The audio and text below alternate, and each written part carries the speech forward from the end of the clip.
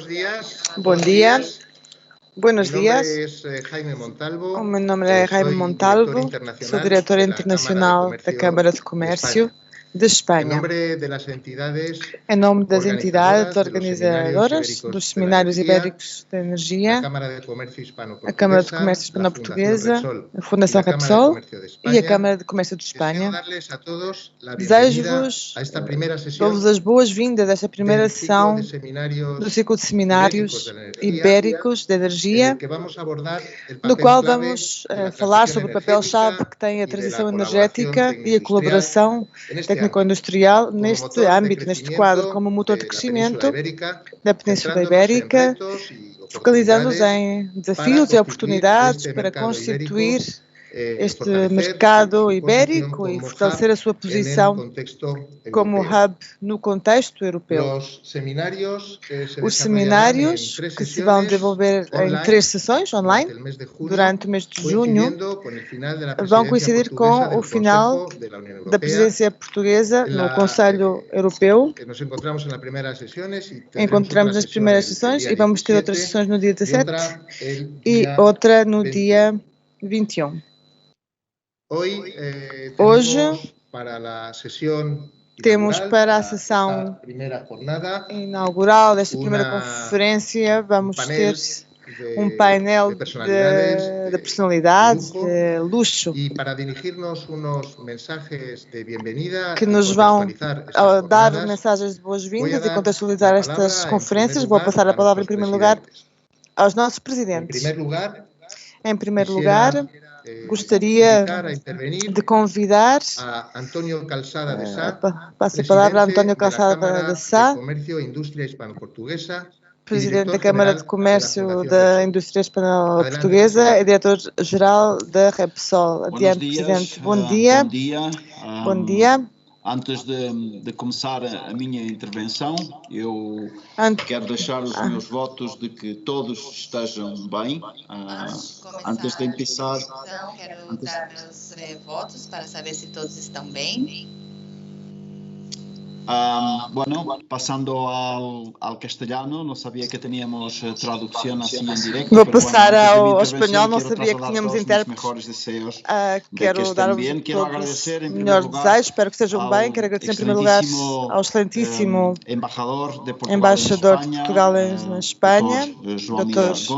João Mira Gomes, caro embaixador, também ao também excelentíssimo ao ministro excelentíssimo consejero da Embaixada de Ministro do Espanha em Conselho da Embaixada de Portugal, Espanha em Portugal, Dom Francisco Dom Montalbán, Francisco à Montalbán, Câmara de Comércio de à Espanha, Câmara de Comércio de Espanha, querido José Luís, querido José a Luís, todos a os todos ponentes os por oradores sua participação pela sua neste participação, a acto sua presença e neste ato agradecer às e pessoas agradecer que também según às pessoas que, de acordo com a informação que transmitido tenho hace unos recebido, momentos, estaremos nestes momentos com umas 350 pessoas estamos com conectadas 350 em línea, que creo participantes que é conectados, muito participantes importante, nesta ¿no? conferência, o que eu considero algo muito importante. Gostaria de começar por dizer que para a Fundação Repsol e para a Câmara de Comércio Hispano-Portuguesa, para mim em particular, é uma honra e um privilégio poder inaugurar hoje estas conferências ibéricas da energia,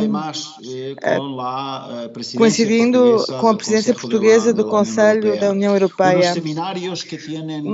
São conferências e seminários que têm como objetivo aprofundizar no enorme potencial que é a transição energética, que vai ter também como acelerador da recuperação económica e social nos nossos países. Eu gostaria de deixar nesta breve abertura basicamente transmitir três mensagens nesta abertura. A primeira mensagem é uma mensagem sobre aquilo que eu chamo a oportunidade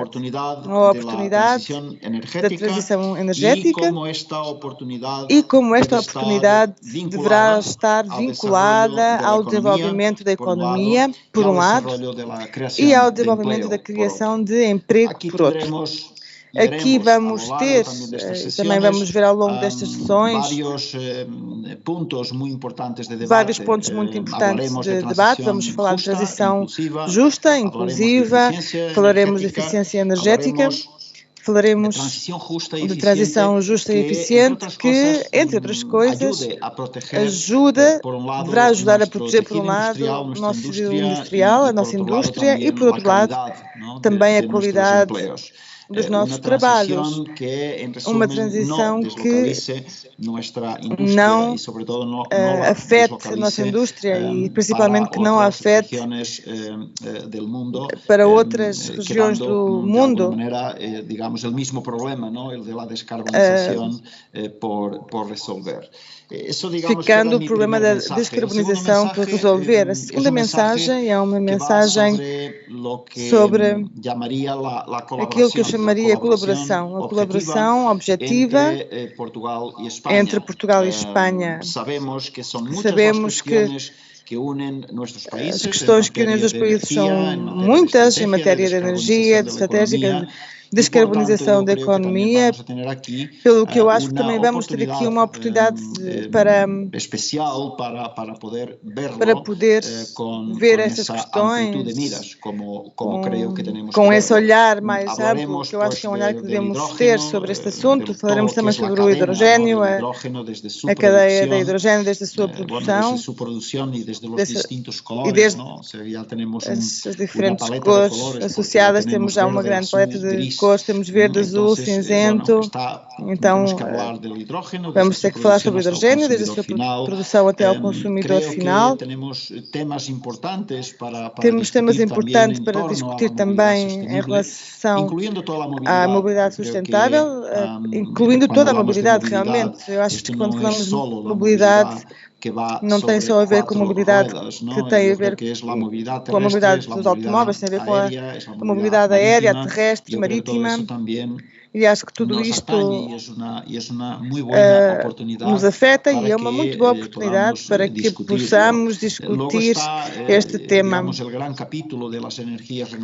Pois também está o grande capítulo das energias renováveis. Nós já somos muito sólidos como país, muito fortes, mas acho que juntos podemos ser uma potência realmente. Depois também temos os temas que são relacionados com a suficiência energética. Falamos muito de eficiência energética e relacionamos muitíssimo com a mobilidade quando é um dos problemas e uma das oportunidades que a indústria tem, que o público e o privado têm, mas que também é muito importante que não deixemos de parte tudo o que relaciona a suficiência energética dentro das casas, é muito importante.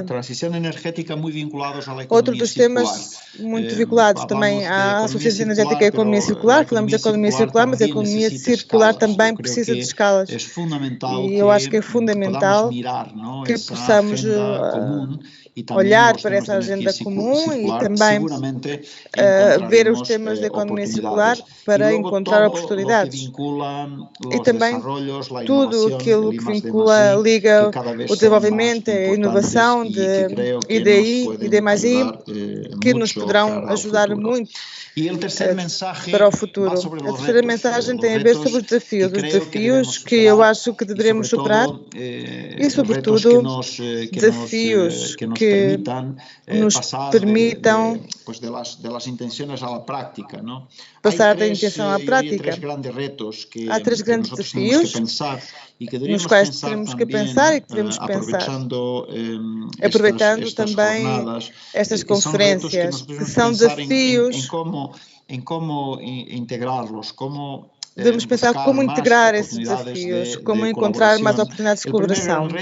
O primeiro grande desafio é o tecnológico, para que se possa desenvolver tecnologia com critérios de competitividade, de eficiência, as melhores práticas,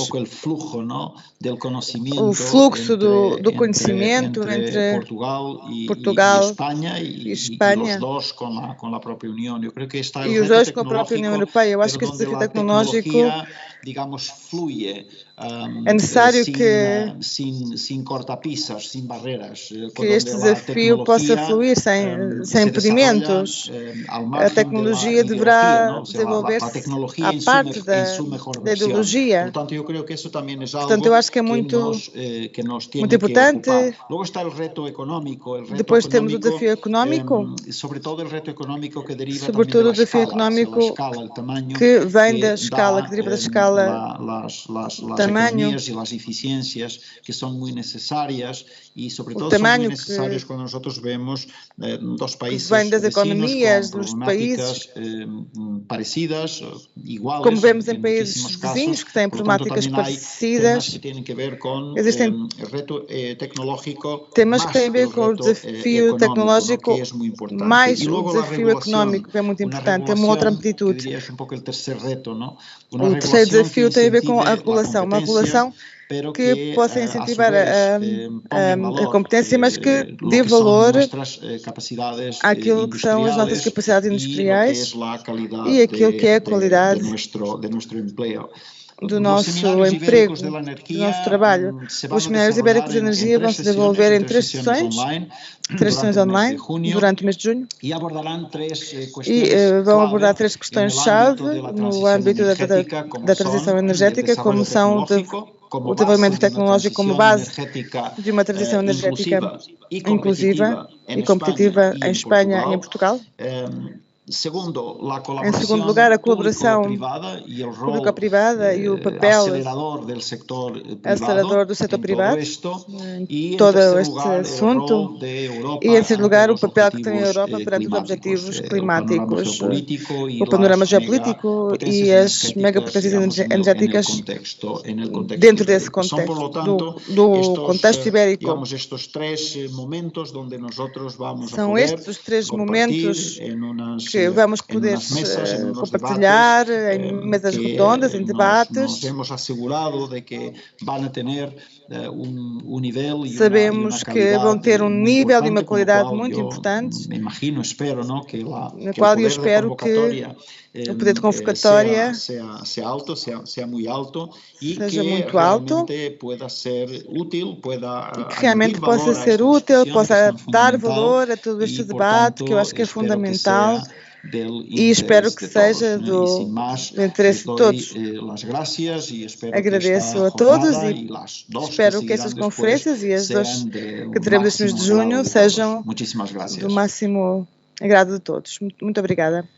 Muito obrigada, Presidente, pelas suas palavras de abertura, que marcaram perfeitamente o objetivo deste ciclo de seminários.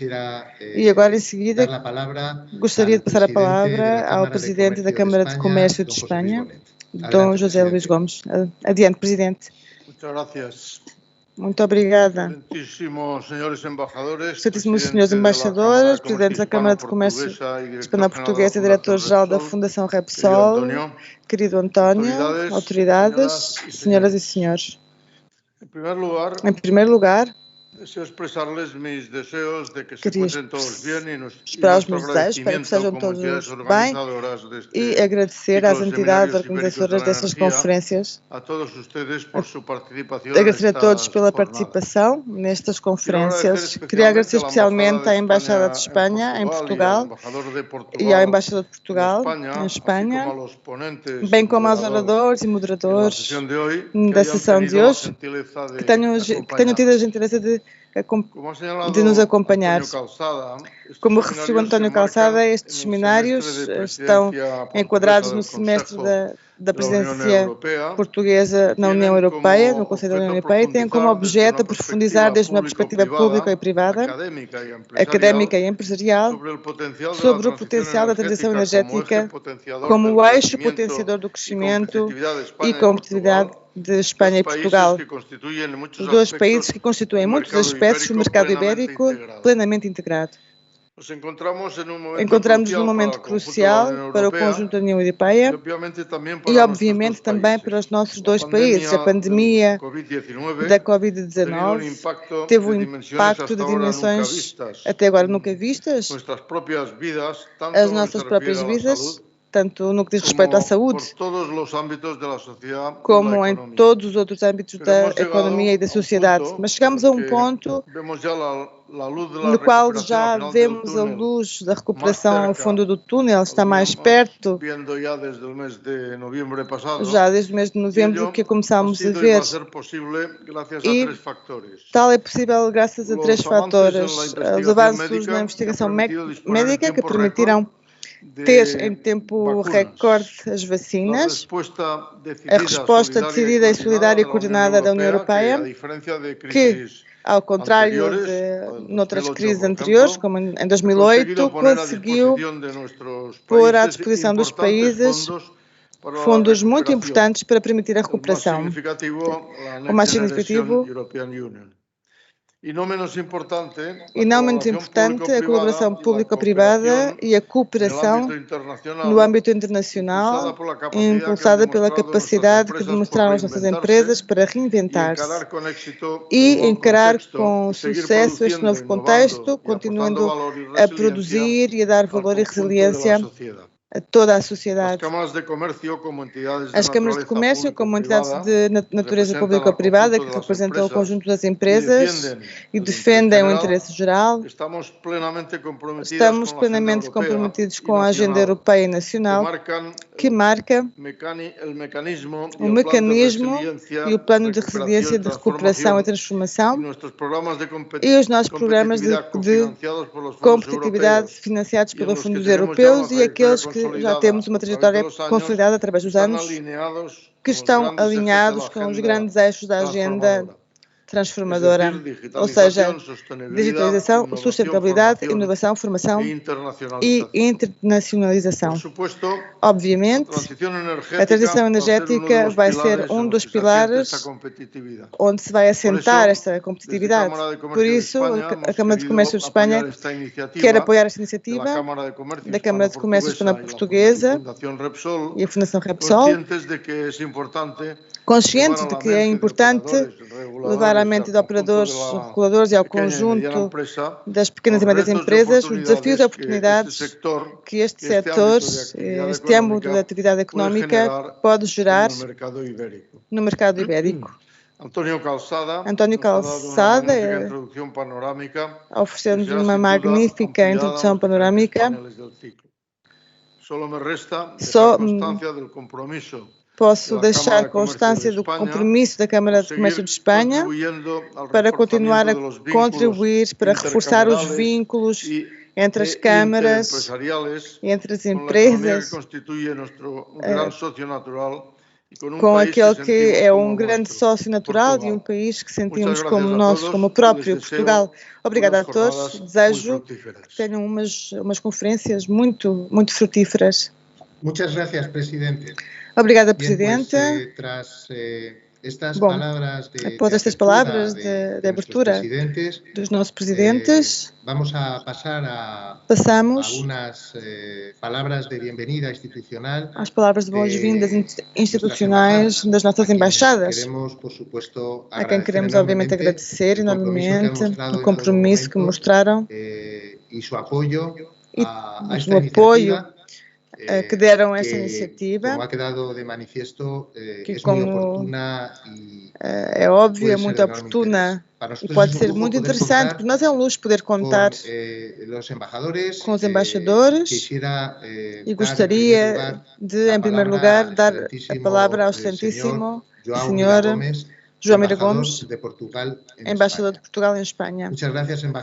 Muito obrigada, embaixador. A palavra é sua. Olá, buenos días a todos. Olá, bom dia a todos. É um prazer estar aqui com vocês. Queria cumprimentar a José Luís Bonet, presidente da Câmara de Comércio de Espanha, também meu amigo António Calçada, presidente da Câmara de Comércio Espanhola Portuguesa e, obviamente, também a Nicoleia, que vai estar presente desde Lisboa, o embaixador Francisco Montalbán também, que é um prazer estar aqui com todos, e também, obviamente, cumprimentar todos os participantes que nos estão a acompanhar neste momento, tanto em Espanha como em Portugal. Realmente eu tinha umas palavras previstas que coincidem muito com aquilo que nos... com as palavras do António, como José Luís Bonet, portanto, não vou dizer aquilo que tinha preparado, mas sim vou improvisar para dizer o seguinte. O nosso lema da presidência portuguesa na União Europeia é que é tempo de agir para conseguir uma recuperação que seja justa, verde e digital. E precisamente o tema verde e o tema digital são as bases da recuperação económica que precisamos e que esperemos que chegue o mais rapidamente possível. Em relação ao assunto verde, é óbvio que a energia ocupa um lugar muito destacado. Obviamente, nós, no final deste mês de junho, que é o final da presidência da União Europeia, quando olhamos para trás, um desses resultados foi a aprovação pela primeira vez da Lei do Clima da União Europeia. Às vezes falamos e criticamos a União Europeia, que é muito lenta, e às vezes também dizemos que ainda somos mais lentos do que os Estados Unidos e que os Estados Unidos vão sempre à frente da Europa, mas eu acho que aqui realmente a União Europeia está em primeiro lugar, está à frente de todos no mundo, no que diz respeito à transição energética e à transição verde. Somos verdadeiros campeões do mundo no que diz respeito à ambição de ter grandes objetivos climáticos, mas lidando com esta agenda verde de uma forma que possa promocionar e promover o desenvolvimento económico para colocar-nos na primeira linha do mundo em todos estes assuntos. Quando falamos da Europa como campeã do mundo na transição energética, também podemos ser campeões da Europa. Nós, Portugal e Espanha, podemos ser campeões da Europa nesta mesma transição energética. Já falaram sobre o tema do hidrogênio verde, onde nós temos condições excepcionais para suministrar Europa, fornecer a Europa com hidrogênio verde. Temos o fotovoltaico. Temos o fotovoltaico, obviamente, que também é fundamental. Temos o hídrico também, que é igualmente fundamental, o eólico. E por isso temos aqui uma mistura energética na Península Ibérica que nos coloca numa posição muito privilegiada em termos de mercado europeu. Além disso, temos também um exemplo, que é o exemplo da Milbel, do mercado ibérico de eletricidade, que é um exemplo para todo o mundo na forma de gestão deste recurso, que é compartilhado por Portugal e Espanha. Por isso eu acho que estamos muito bem posicionados para o futuro. Além disso, na última cimeira entre Portugal e Espanha, um dos temas estratégicos que identificamos para a recuperação futura, no quadro da recuperação e resiliência, foi precisamente todos os temas energéticos, juntamente com o ambiente, juntamente com o digital, juntamente com as infraestruturas, juntamente com o turismo. Nós, a Embaixada, com o apoio da ISEP, que é o nosso ISEX, estivemos a desenvolver durante todo este semestre da presidência uma série de seminários sobre temas que são estruturais e estratégicos para a relação entre Portugal e Espanha. Um deles também foi energia, obviamente, e por isso cumprimento novamente agradeço a iniciativa das duas câmaras de comércio. Acho que vai ser uma iniciativa com muito sucesso. Vamos ter oradores de grande qualidade. Vamos ter também a participação de membros do governo de Portugal e de Espanha. E afinal, ao final deste Seminário Ibérico de Energia, o que temos que fazer é continuar a trabalhar como temos estado a fazer até agora, mas continuar a trabalhar com esta ambição estratégica para que possamos ser campeões da Europa e, sendo campeões da Europa, Portugal e Espanha, obviamente, se o formos, a Europa também será campeã do mundo. Muito obrigada a todos. Muito obrigado, embaixador, pelas suas palavras. A continuación, em seguida,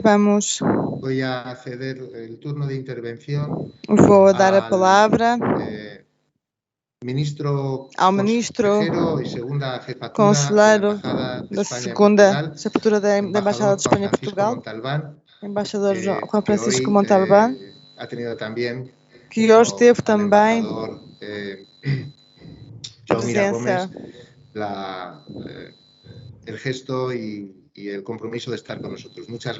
que, tal e qual como João Mira Gomes, também se comprometeu a estar aqui conosco. Muito obrigada, muito bom dia. Bom dia. Queria começar por pedir desculpas à Embaixadora de Espanha, que neste momento está a assistir como chefe da delegação espanhola na Conferência Ministerial. Acho que é uma oportunidade muito boa para felicitar o governo português pela presidência na União Europeia. Queria agradecer esta oportunidade à Fundação Repsol, à Câmara de Comércio e à Câmara de Comércio de Espanha de poder intervir. É um bom momento.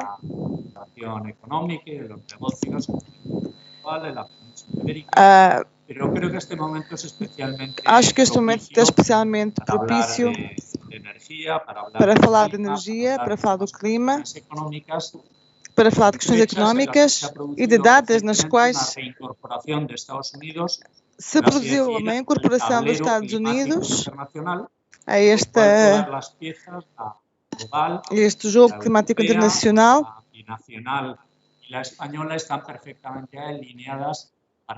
no qual Portugal e Espanha estão perfeitamente alinhados para dar um impulso à transição energética. As condições de áudio de som não são muito boas, a tradução é difícil.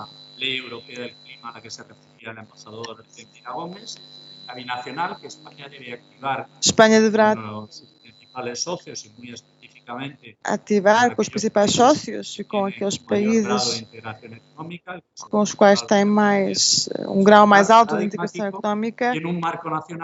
Deverá Espanha teve dentro do âmbito nacional, no qual também avançou nestes temas de alteração climática e transição energética justa, através do Plano Nacional Integrado de Energia.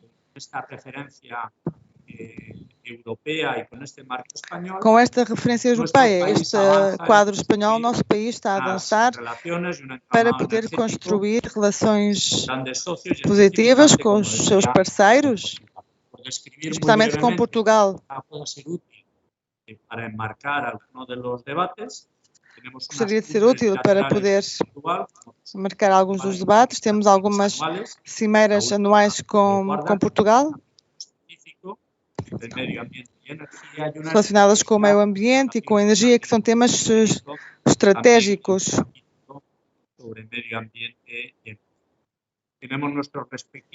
Temos os nossos respectivos planos de recuperação e resiliência com Bruxelas, que serão aprovados em breves.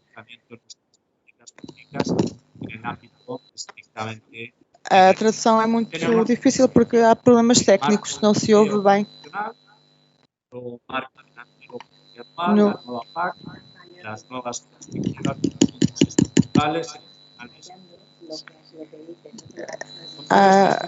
O som está com problemas, há muitos cortes.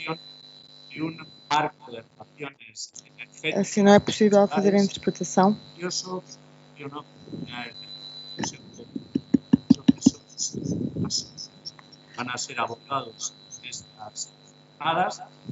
Vamos tentar interpretar quando o som não tenha problemas. Agora é impossível entender o que diz o orador.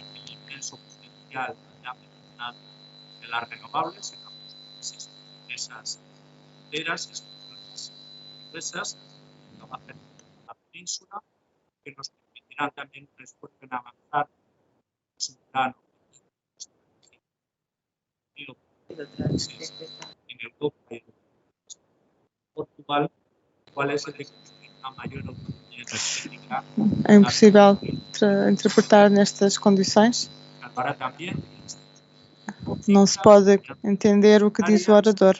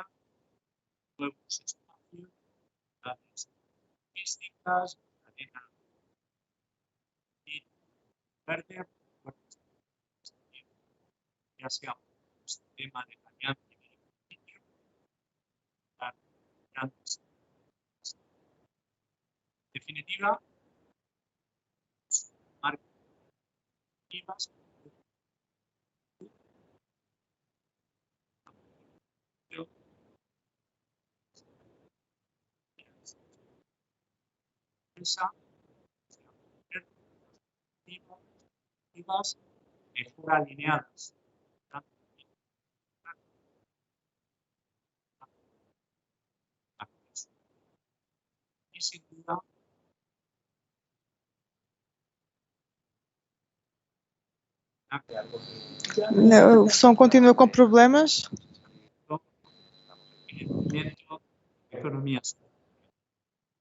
Vamos sair porque não te podemos ouvir, Jaime. Voltaremos a ti mais tarde. Muito obrigada pelo convite e desejo muito sucesso nestas conferências. Muito obrigada. Muchas gracias. Obrigada. Embaixador Montalbán. Embaixador Montalbán. Por acompanhar-nos pelas suas palavras. Hemos tenido algum pequeno problema de áudio, pero bueno, eu creo que alguns problemas relacionados com o som, mas pronto, eu acho que ouviu-se algumas coisas. Acho que chegou a altura depois da sessão de abertura, da boas-vinda institucional, e após reforçar o nosso agradecimento às embaixadas pelo acompanhamento e a presença nestas conferências.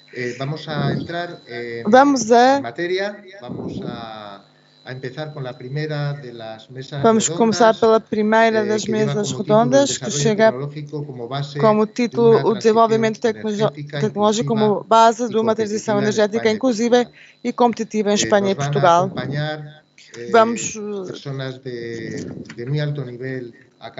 Vamos ter oradores de alto nível académico: Mariano Marzo, Adélio Mendes, José Inácio Linares, João Pedro Gouveia, e o moderador, seja quem vai apresentar os nossos oradores. O nosso moderador será Rubén Esteller, subdiretor do jornal El Economista. Rubén, dou-te a palavra para que possas apresentar os participantes na mesa redonda e deixamos nas tuas mãos a continuação desta sessão. Muito obrigada. Muito obrigada, Jaime, pelas tuas palavras. Em primeiro lugar, queria agradecer o convite à Câmara de Comércio de Espanha, à Câmara de Comércio Hispana Portuguesa e à Fundação Repsol por dar-nos a oportunidade de estar aqui esta manhã com todos vocês e compartilhar este tema tão interessante que é o desenvolvimento tecnológico como uma base de uma transição energética inclusiva e competitiva em Espanha e Portugal. A Comissão Europeia, como sabem, vai apresentar no próximo dia 14 de julho o pacote de medidas Fit for 55 e Bruxelas vai traçar um roteiro para os próximos anos, nos quais teremos que avançar na descarbonização da economia, que já foi falado aqui anteriormente pelos embaixadores e presidentes de ambas as câmaras. Para conseguir, será necessário a confluência de um plano económico de tecnologias, e com os novos fundos de Generation vamos conseguir esse último empurrão para dar força à sua implementação. Hoje, na reunião que temos prevista, os 4 professores convidados vão-nos falar-nos destas novas tecnologias, a sua evolução e as perspectivas que oferecem para poder alcançar esses objetivos tão ambiciosos que temos para o ano 2030. Para poder continuar com a agenda e o calendário que tínhamos previsto, queria dar a palavra a Mariano Martí, que é o diretor da Cátedra da Fundação Repsol de Transição Energética na Universidade de Barcelona. Acho que para todos nós ele é muito conhecido. Tem um posto importante também na empresa Repsol, tem um currículo incrível. Todos conhecemos muito bem. Não vou perder mais tempo para podermos ter mais tempo para o debate final. Mariano, cedo a palavra a ti. Muito obrigada. Muito bem, muitas gracias, Rubén. Muito bem, muito obrigada, Rubén, pela introdução. E muito obrigada aos organizadores, à Câmara de Comércio de Espanha, à Câmara de Comércio Espanhol Portuguesa e à Fundação Repsol por oferecer-me esta oportunidade de estar com todos vocês. Eu gostaria, de alguma forma, dentro do quadro geral que nos ofereceram tanto os presidentes das câmaras como os embaixadores e também a introdução do Rubén, umas breves reflexões, alguma informação sobre o tema do seminário de hoje, que é o desenvolvimento tecnológico como base de uma transição energética, inclusive e competitiva. A minha primeira reflexão é importante porque reforça a importância do desenvolvimento tecnológico como base da transição energética. Temos aqui um relatório recente do dia 18 de maio deste ano da Agência Internacional de Energia, no qual temos um mapa, uma espécie de roteiro para o setor energético global, neste caso, com conclusões que se possam aplicar à Espanha e Portugal. E este roteiro é o que nos tem que levar a um tema do qual vamos falar muito hoje, que são as emissões nulas para 2050. Neste relatório, diz-se que nesta década de 2020 a 2030, para que o mundo possa entrar neste caminho para alcançar a nulidade, as emissões nulas, necessitamos de uma série de tecnologia, mudanças comportamentais também, 14% precisamos de tecnologias que estão agora ainda em desenvolvimento e fase de demonstração. Isto é nesta década. Agora, o que é que acontece se olhamos para mais além de 2030, para o objetivo final de emissões nulas em 2050? Simplesmente que a contribuição e a mudança comportamental dos consumidores vai aumentar, terá de aumentar. As tecnologias que já estão no mercado vão descer de 83% a 50%, ou seja, 46% da redução de emissões está nas mãos do desenvolvimento tecnológico, de tecnologias que agora estão ainda em fase de demonstração e protótipo. Tecnologias que estão em fase de desenvolvimento e que nos vão dar as melhores oportunidades. São essas tecnologias que têm a ver com a eletricidade, têm a ver com o tema das baterias avançadas e o sistema de armazenamento de eletricidade a grande escala. Está também o tema do hidrogênio e também outro tema mais desconhecido para a população, que é a recolha, armazenamento e uso num esquema de economia circular do carbono.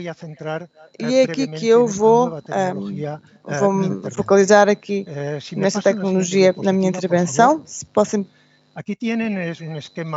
Aqui temos um esquema de Goldman Sachs que nos mostra um grande leque de possibilidades neste tema da recolha, armazenamento e uso do carbono.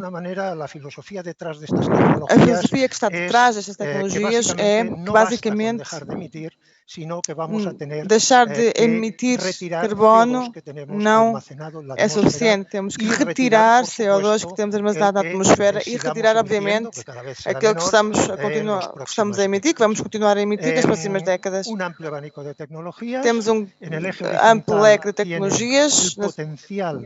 Temos o potencial de captura no eixo horizontal, o potencial de captura de CO2, que vai em aumento da esquerda para a direita, e no eixo vertical está os gastos que estas tecnologias ou metodologias têm para retirar 1 tonelada de CO2.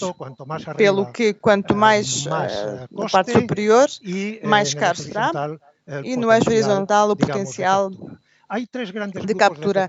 Há 3 grandes grupos de tecnologias no lado esquerdo, o que chamamos as soluções baralhadas na natureza. São reservatórios naturais de CO2. Trata de todo o tema florestal, agrícola e de humedales, ou seja, totalmente integrados na preservação do meio ambiente e na melhora da biodiversidade. No meio, o que temos é uma ampla gama de tecnologias industriais, tecnologias que terão que ser aplicadas pela indústria, e do lado direito, com um grande potencial, mas com os gastos muito elevados, é a captura direta, a recolha direta de carbono do ar. Ou seja, há uma série de tecnologias que ainda estão em fase de desenvolvimento, mas que têm possibilidades muito boas. E estes são os 3 grandes tipos. Obviamente, cada um deles necessita de tecnologias diferentes. Passam ao seguinte slide, por favor. Assinalei no próximo slide as tecnologias que, tendo em conta o preço do carbono no mercado, ou seja, neste momento a União Europeia cerca de 50 euros por tonelada,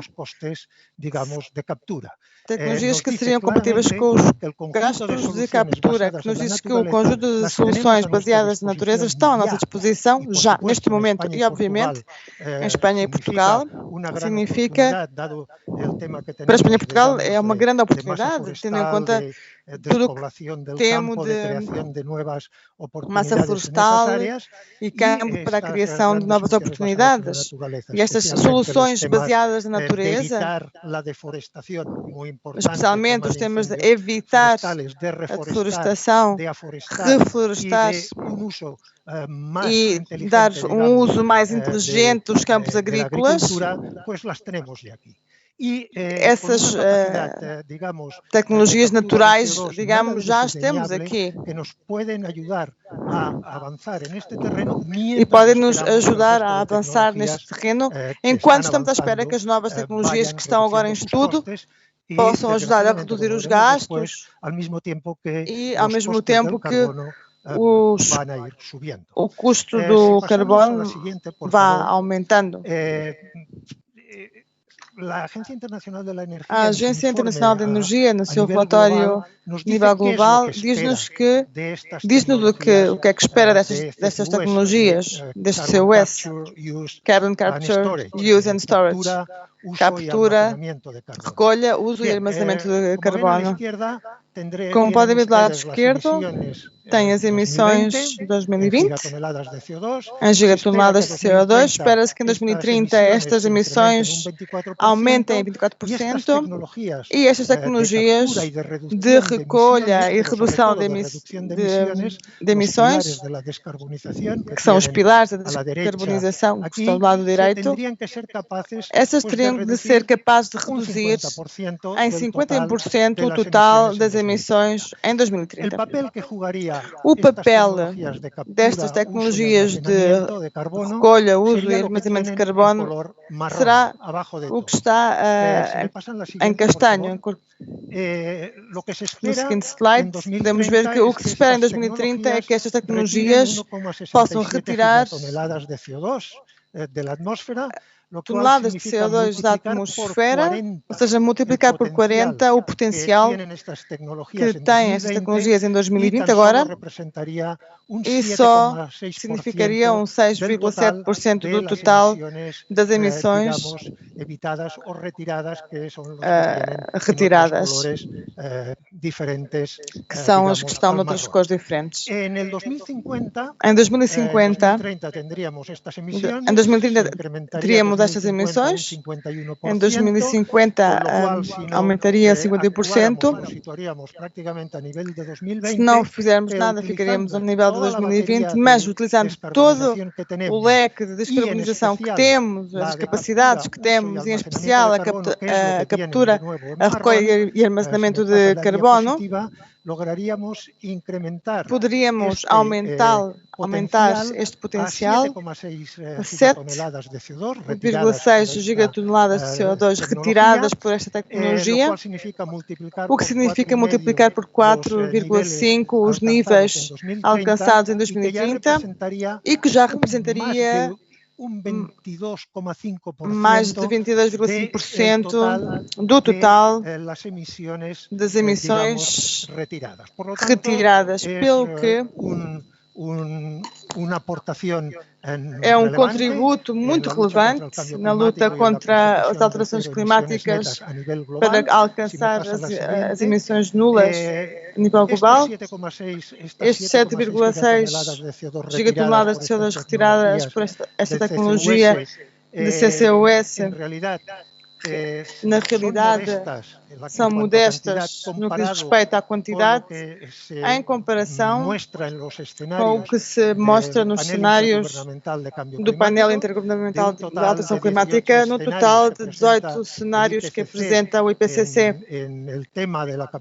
No que diz respeito à captura, a recolha, uso e armazenamento de carbono, 17 mostram um potencial muito maior que estes 17,6 gigatoneladas.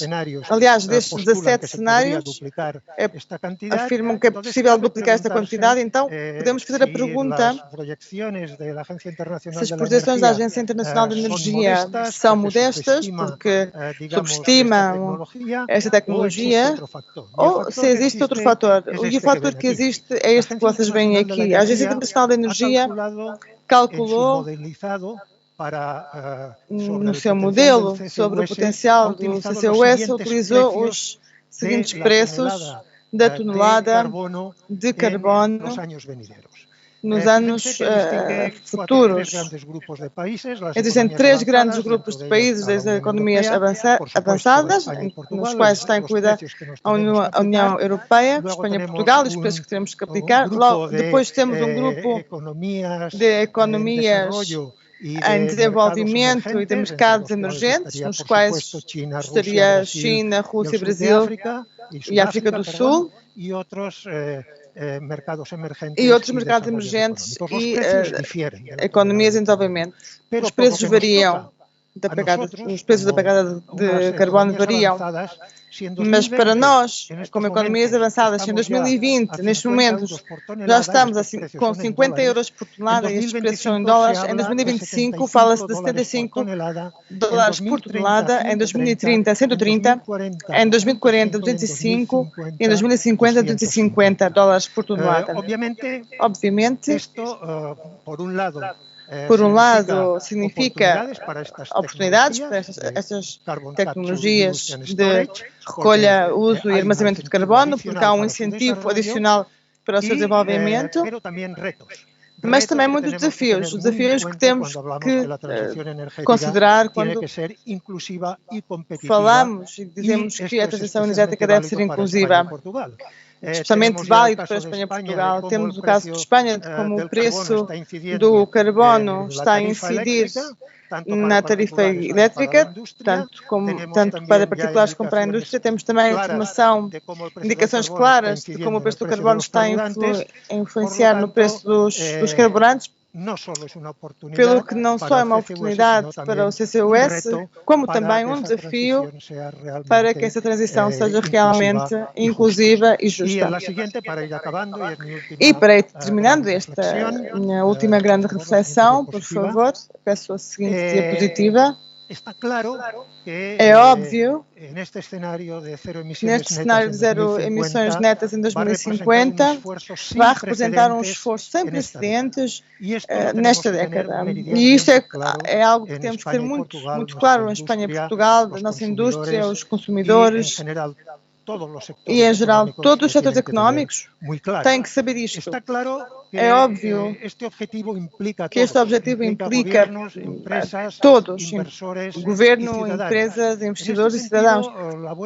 Neste sentido, a boa governança, as políticas governamentais situam-se no eixo e têm um papel central em conseguir um conjunto perfeito sobre as atividades e influência que têm as empresas, cidadãos e o mundo das finanças. As letras em que estão em amarelos, as letras de várias cores, ilustram os esforços que requerem a todos, empresas, cidadãos, finanças, ou seja, uma boa governação, o papel dos governos é o que deve possibilitar tudo isto. Isto necessita de um bom pacto, um pacto de Estados baseados na análise fundamental da ciência e tecnologia, não em ideologias, não em preconceitos, totalitarismos.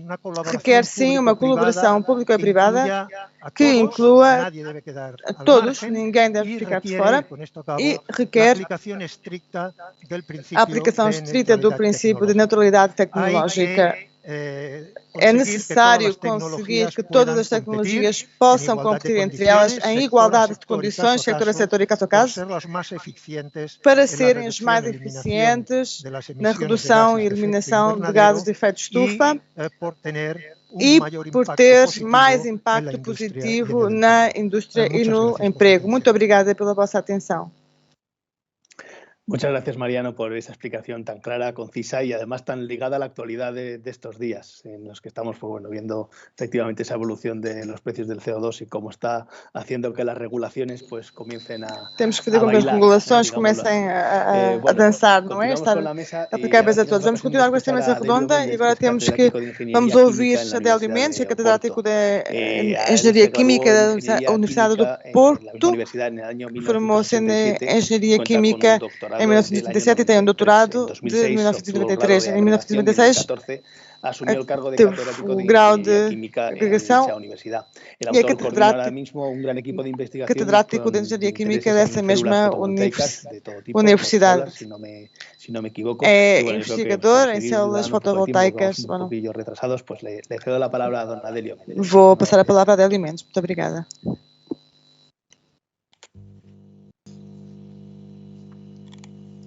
Muito bom dia. Olá, buenos días.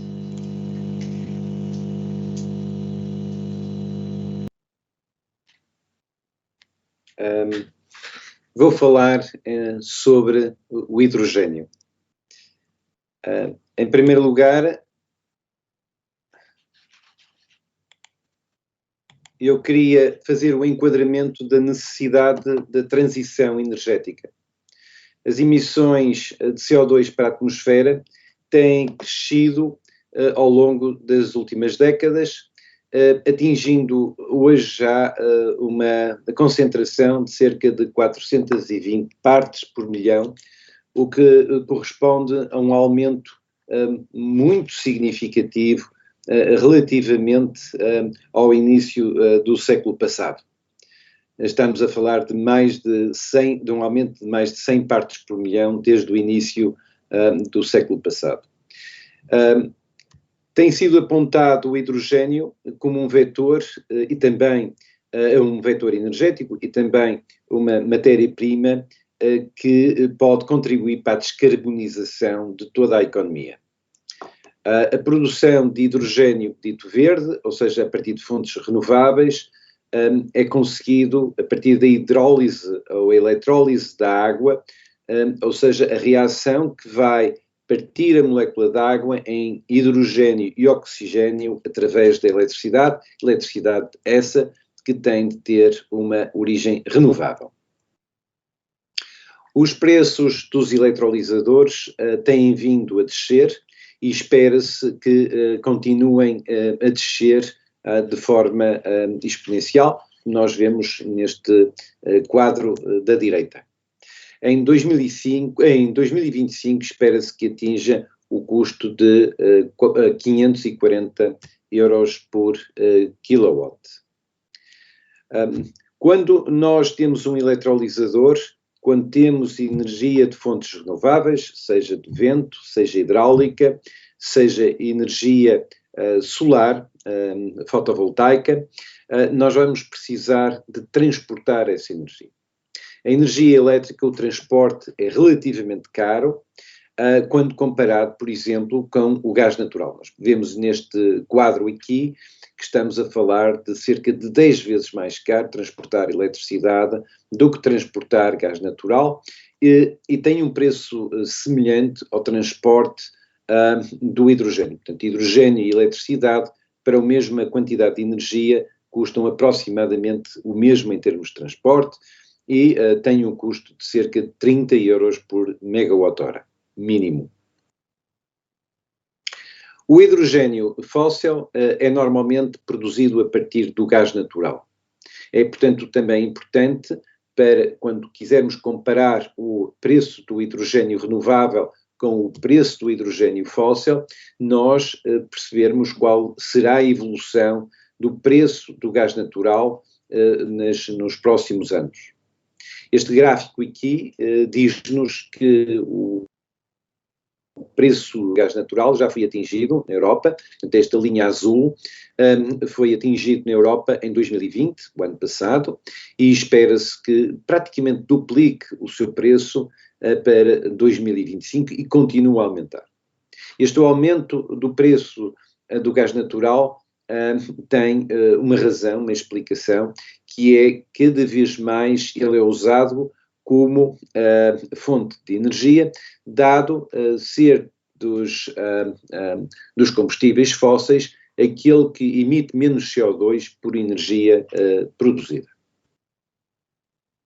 Como já foi dito por o orador anterior, o preço do CO2 fóssil tem vindo a subir e, portanto, se nós emitirmos já hoje em dia CO2 fóssil, nós vamos ter que pagar mais de 50 euros por tonelada de CO2 emitido. E isto é uma força diretriz para a procura de soluções com origem em fontes renováveis, que não têm, portanto, que pagar este imposto sobre as emissões de CO2 e, assim, tornar esta indústria, a indústria da energia renovável, mais competitiva.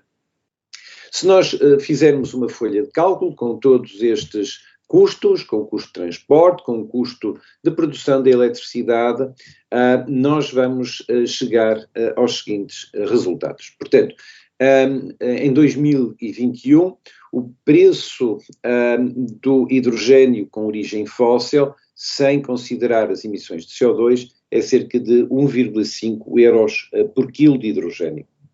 Se considerarmos as emissões do CO2, teremos cerca de 1,7 euros por quilo.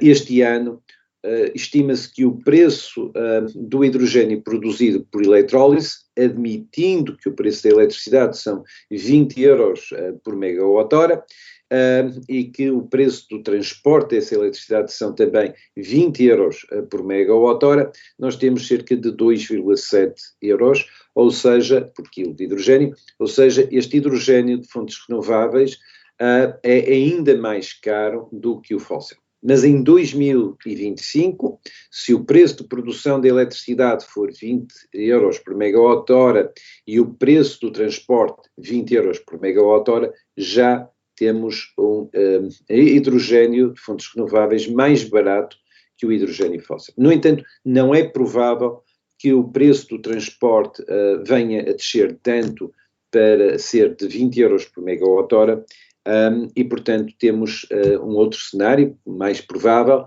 em que o preço da eletricidade serão 20 euros por megawatt-hora e o transporte 30 euros por megawatt-hora. Eu chamo a atenção que 20 euros por megawatt-hora de preço de eletricidade é o preço mínimo da eletricidade sobretudo com proveniência na fotovoltaico solar.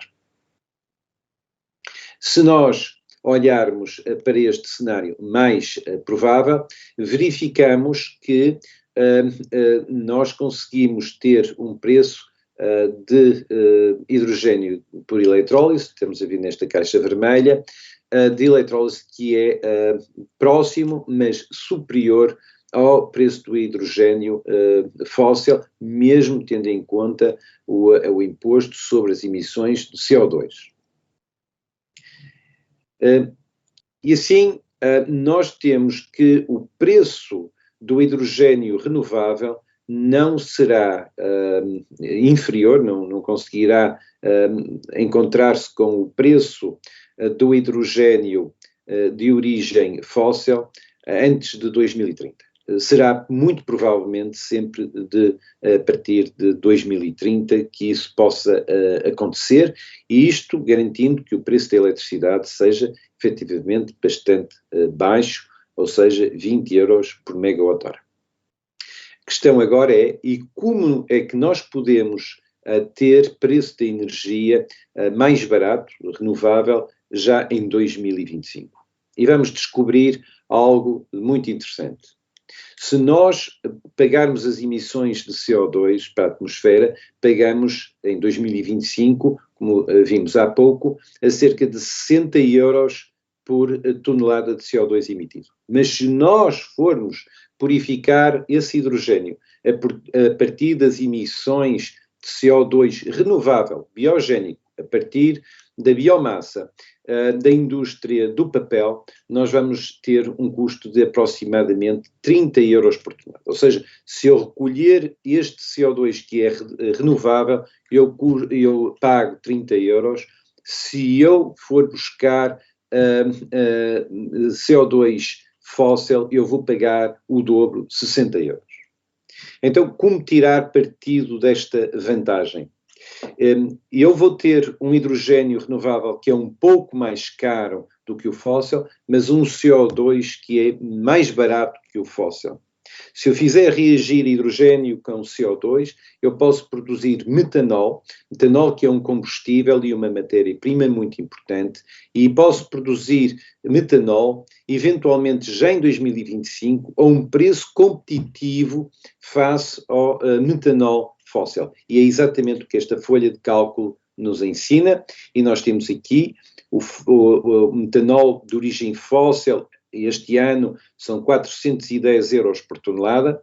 Espera-se que em 2025 o metanol fóssil seja cerca de 607 euros por tonelada, enquanto que o metanol verde será cerca de 550 euros por tonelada. E isto verifica-se exatamente na Península Ibérica, onde nós temos indústria papeleira capaz de emitir CO2 renovável que poderemos recolher para fazer reagir com hidrogênio também renovável, que, embora mais caro, no conjunto produz metanol mais barato. E este metanol pode ser usado, por exemplo, para a indústria naval, que, enfim, tem necessidade de substituir os combustíveis fósseis por combustíveis mais sustentáveis, para a indústria, nomeadamente dos cruzeiros.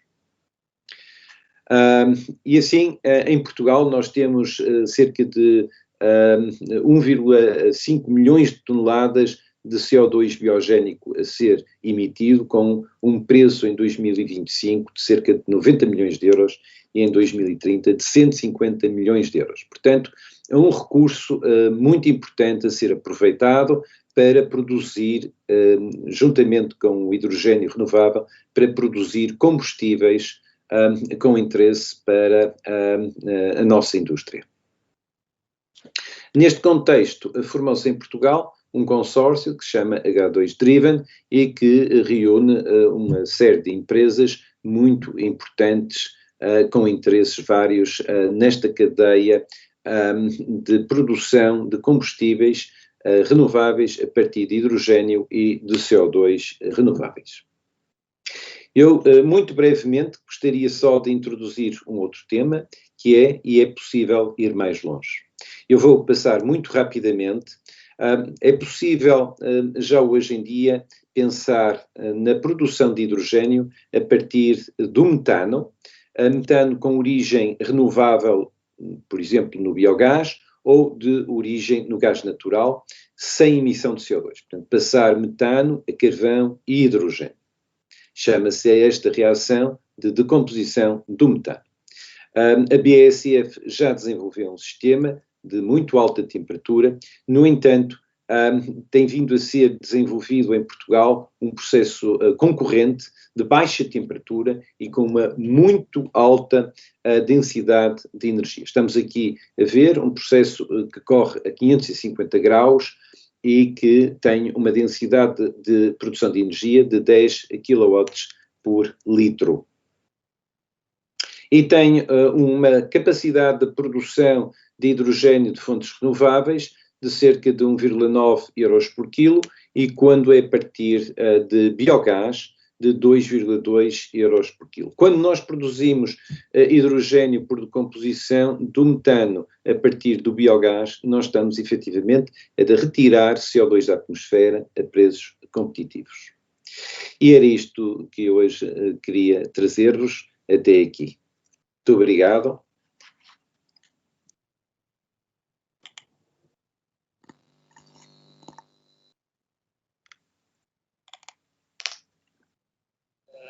Obrigada, professor Mendes, pela explicação e por esses cálculos dos preços do hidrogênio.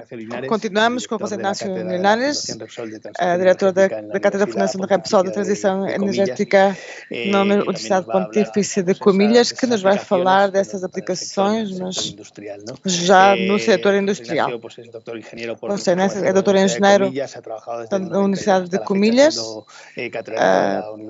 é catedrático também da Universidade, professor. Máster de Ingeniería Industrial.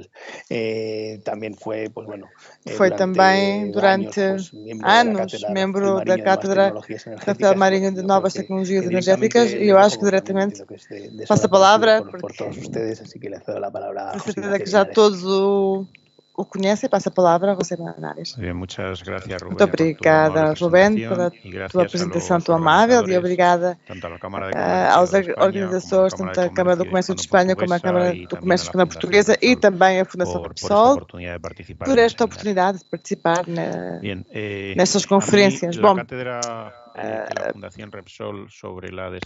a cátedra que a Fundação Repsol sobre a transição energética tem em Comilhas está enfocada à descarbonização da indústria, mas eu gostaria de falar sobre esse processo. Por um lado, que medida temos para a descarbonização da indústria? Temos várias opções à escolha. Para se falar sobre os abastecimentos, temos a possibilidade de realizar um autoconsumo elétrico que não só tem que estar baseado na fotovoltaica e mini eólica, como também há outras tecnologias, como os ciclos de cauda, dos calores residuais. Temos também menos conhecido autoconsumo térmico a partir de energia solar, de media temperatura ou bombas de calor com tecnologias para produzir calor a média temperatura, também aproveitar, por exemplo, a produção de biogás. Temos também a possibilidade de utilizar alguns abastecimentos como energias renováveis. Em Espanha podemos fazer, por exemplo, através da eletricidade e esperemos que mais tarde se possa fazer também com os gases renováveis. Dependendo do tipo de combustível, teríamos a troca de combustível. A nível da instalações, há muito trabalho a fazer, podemos melhorar as instalações elétricas no que diz respeito à transmissão e iluminação. Na generação também poderemos modernizar tanto as compressoras como as bombas e reduzir com os novos equipamentos os consumos energéticos. Em instalações térmicas podemos dar uma segunda vida, como vamos ver, aos calores residuais, e a nível da combustão poderemos optimizar as temperaturas de trabalho às temperaturas que sejam realmente necessárias. Muito importante são os processos industriais em geral. Temos uma grande oportunidade agora com a monitorização e o tratamento massivo da informação, seja o Big Data e as técnicas de inteligência artificial, dão-nos a oportunidade para modelar com muito detalhe o funcionamento de uma cadeia, de uma corrente produtiva, e a partir daí poder influenciar os comportamentos e ver que possibilidades de melhoria é que poderemos ter com determinadas atuações. Portanto, a digitalização, que já foi comentada antes, na primeira parte desta mesa e por parte dos doutores, tem aqui uma clara oportunidade.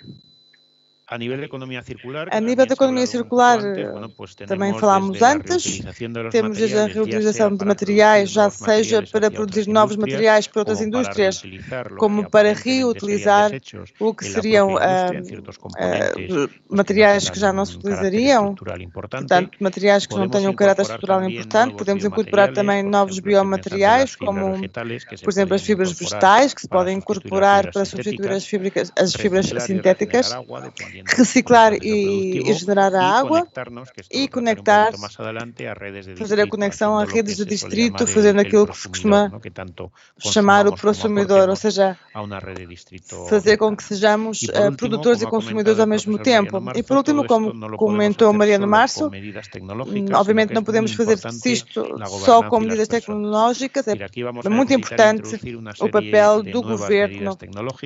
Temos que introduzir uma série de medidas tecnológicas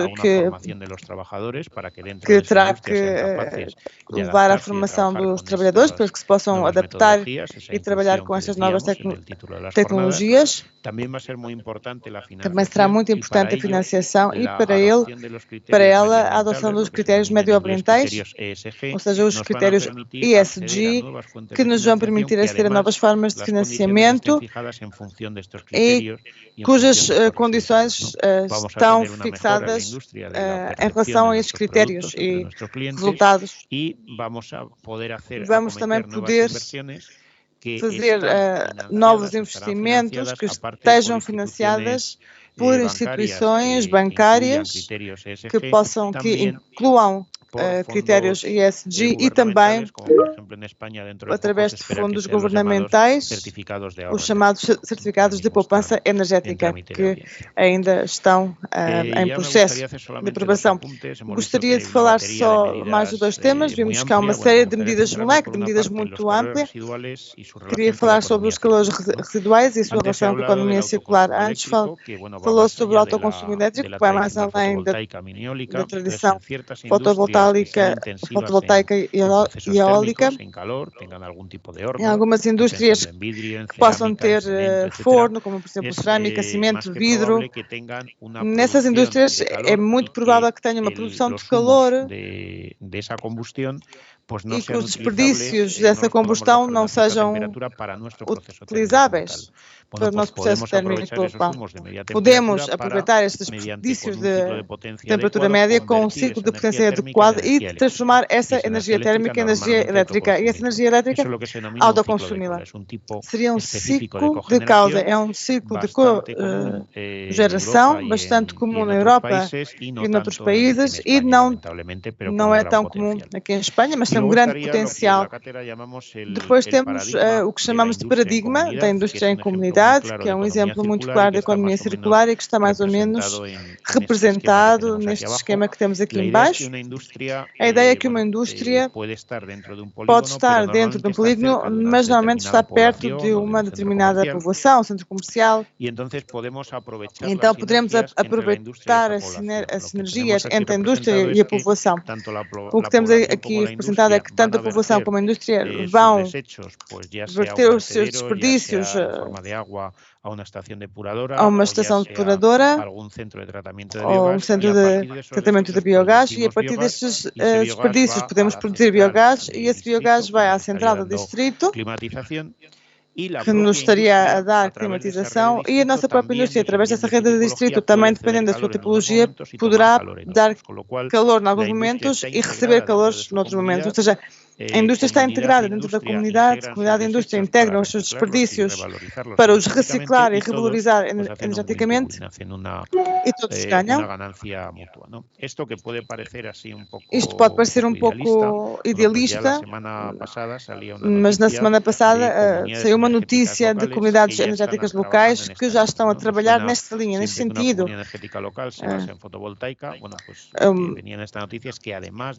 O que não diz é que a comunidade, além de fotovoltaica, devido que a população em questão estava no entorno rural, no ambiente rural, tinha à sua volta agroindústrias que produziam biogás, que era depois reutilizado para a rede de distrito comum. Portanto, são... O outro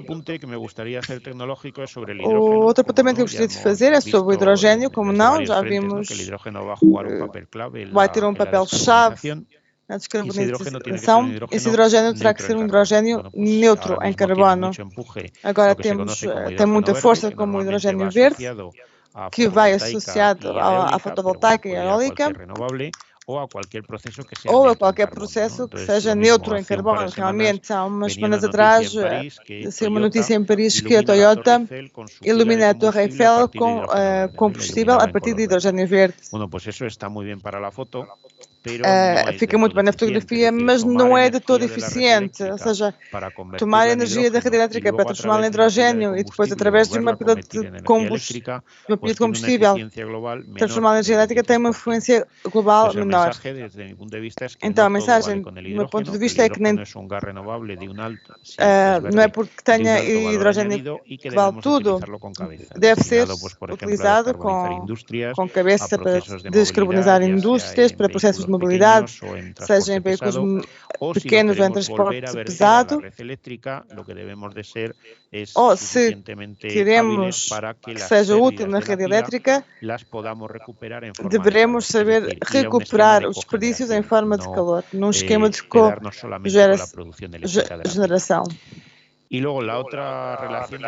A outra relação do hidrogênio com a economia circular,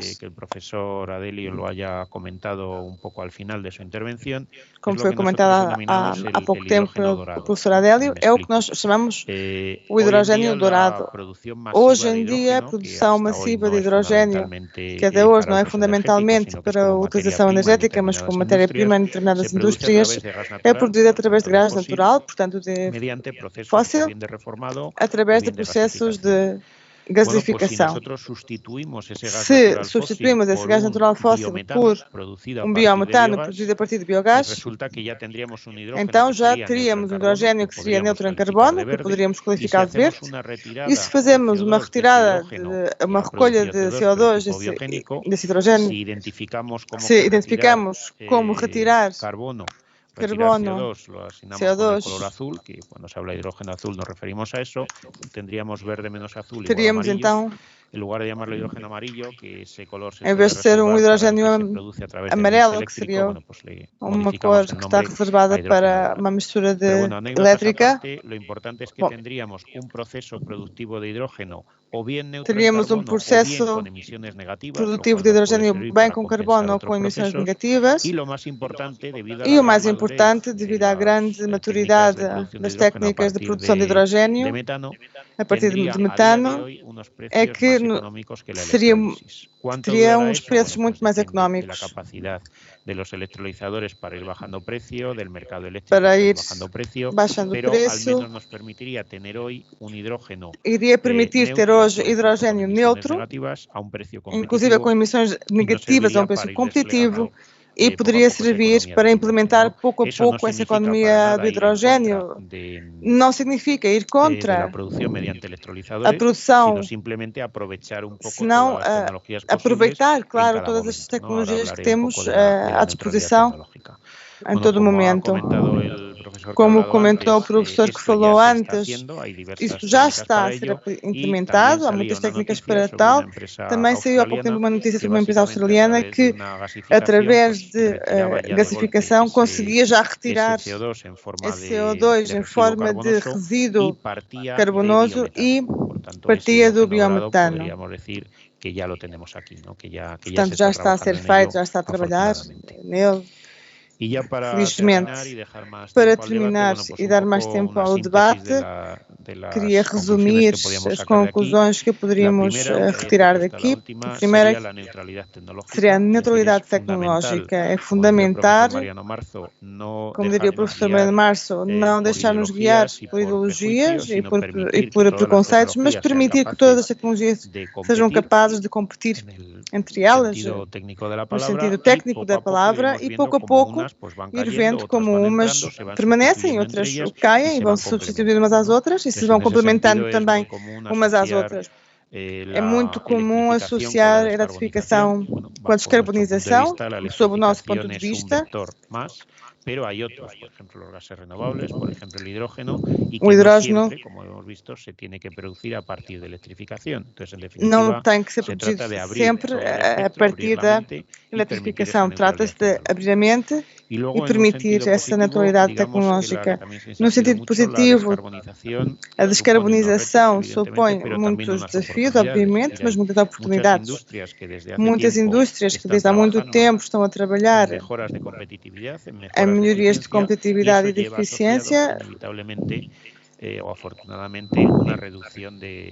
o que significa, obviamente, uma redução de carbono, de CO2. Portanto, não devemos pensar que reduzir a pegada de carbono tem associadas uma série de restrições e perda de competitividade, mas que tem muitas oportunidades para ganhar competitividade e melhorar os processos produtivos. Para tal, é importante as novas oportunidades de financiação que vão unidas a estes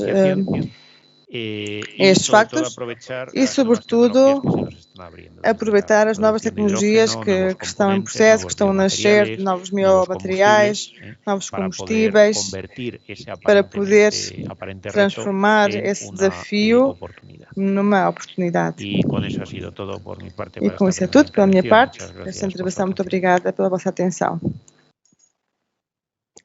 Muchas gracias, José Ignacio. Nos has descubierto, al menos a mí, lo del hidrógeno dorado y el amarillo, dos colores más que sumar.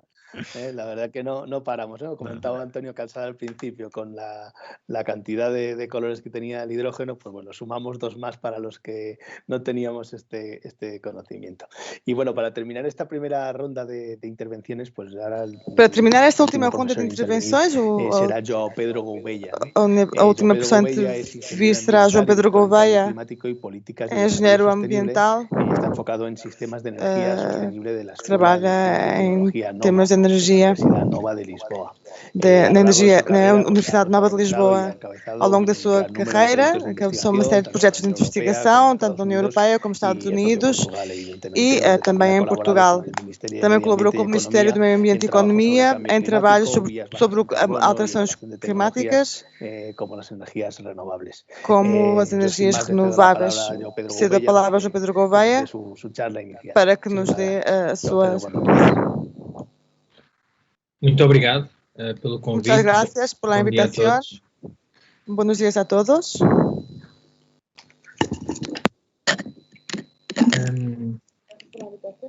Vou falar sobre a eficiência energética em edifícios residenciais como motor para uma transição justa.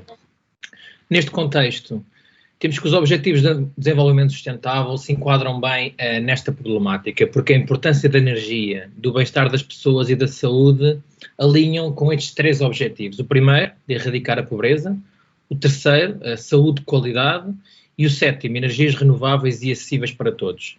Diversas metas dos objetivos 1 e 7 enquadram análises realmente de equidade energética e de erradicação de pobreza energética na Europa, sublinhando um acesso universal à energia para todos como um objetivo, através da implementação de mais energias renováveis e maior eficiência. Dizer que a eficiência energética é realmente o primeiro combustível de um sistema de energia global sustentável. No entanto, o progresso em eficiência energética tem sido bastante reduzido desde 2015, devido à crise económica e aos baixos preços de energia. Portanto, a dinâmica atual é bastante insuficiente para se atingirem os objetivos climáticos globais e de sustentabilidade, em que a crise pandémica em que nos encontramos acrescentou ainda mais pressão a esta transição. E esta questão é realmente importante da eficiência energética, como projetado pela Agência Internacional de Energia.